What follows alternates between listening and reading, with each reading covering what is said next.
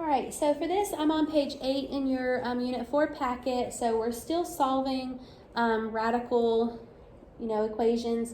At this point, in the previous lesson, we were just having to isolate the radical, and we only had a radical on one side of our equation. On these, we have a radical on both sides of the equation, which sometimes is nice because those are actually a little bit easier because we already have radicals isolated. There's nothing outside of a radical.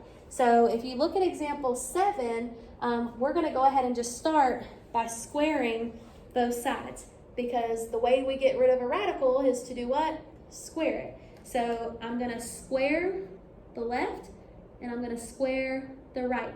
Well, when you do that, it cancels out the radical, leaving me with 5x plus 2 equals 3x plus 12.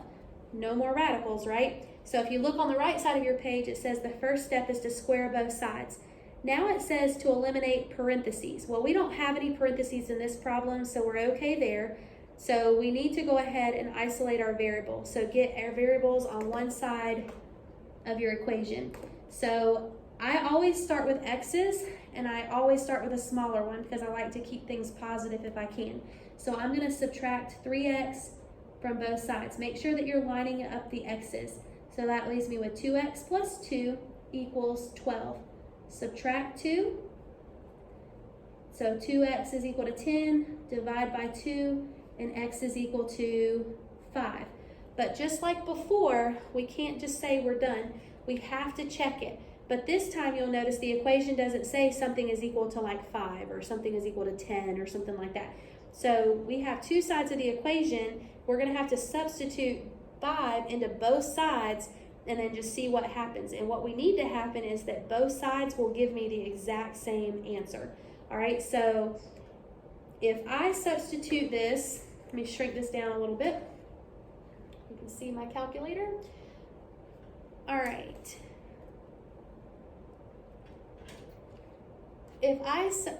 Clear out my memory.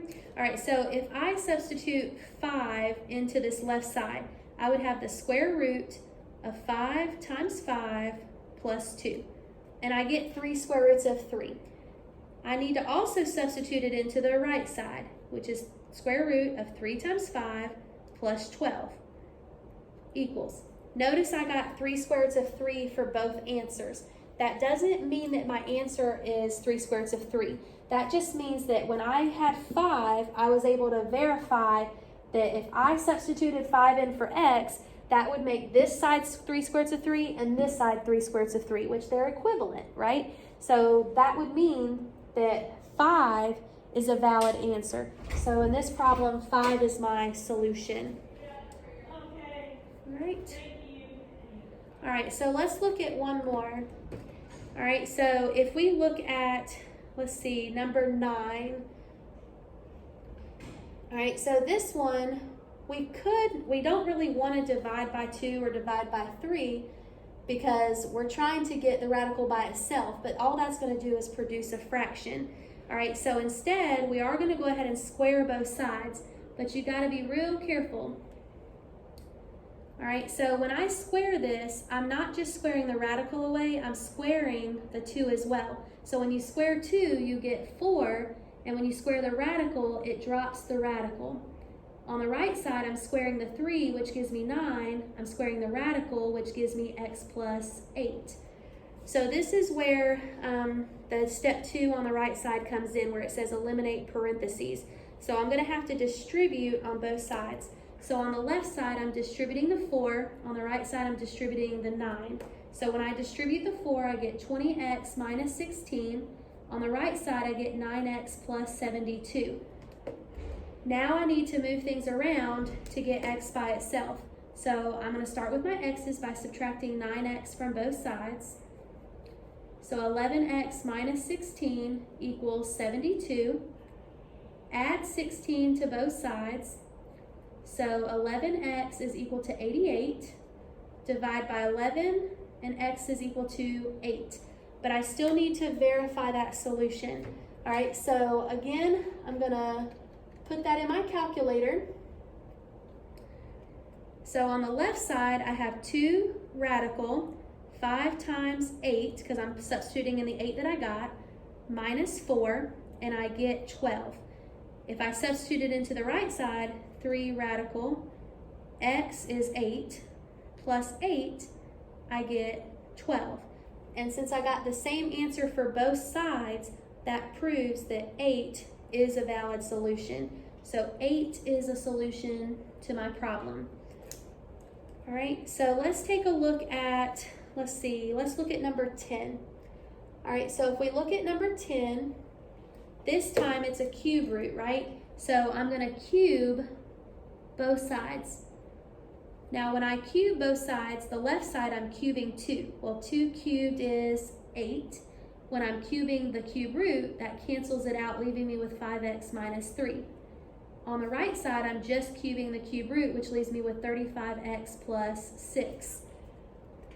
Now I'm going to have to distribute the 8 on the left side, which gives me 40x minus 24 equals 35x plus 6. I need to get my x's on one side, so I'm going to subtract 35x from both sides. 5x minus 24 equals 6. Add 24 to get 30. Divide by 5, and x is equal to 6. All right, but again, I still have to verify that.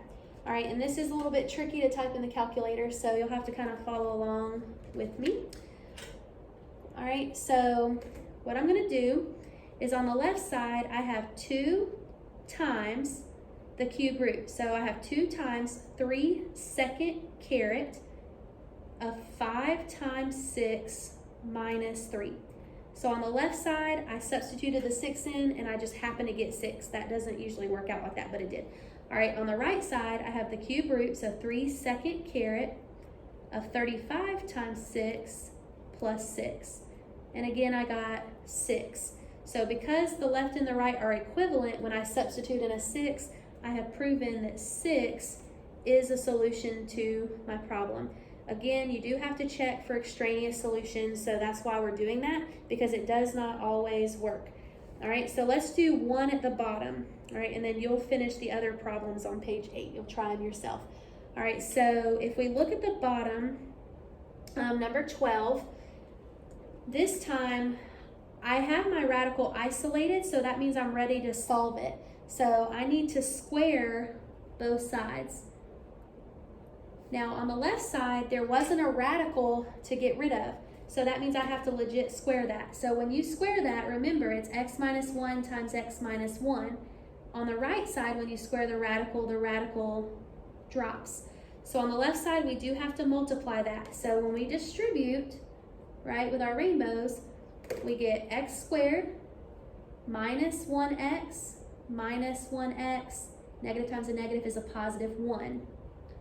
But I need to combine my like terms in the middle. So I'm going to have x squared minus 2x plus 1 equals 5x minus 9.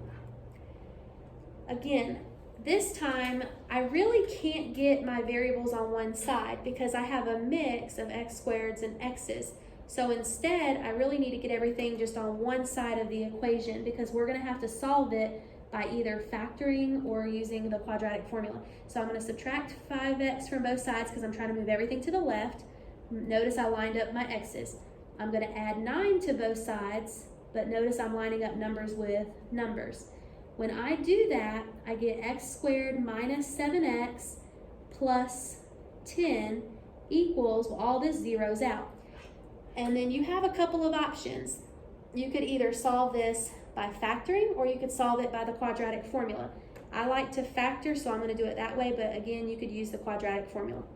All right, so 1 times 10 is 10. What can I multiply to get 10? That gives me a negative 7 in the middle, negative 2, and negative 5. So this would be x minus 2, x minus 5 equals 0. And I'm going to do some mental math here, but my solutions would be a positive 2 and a positive 5.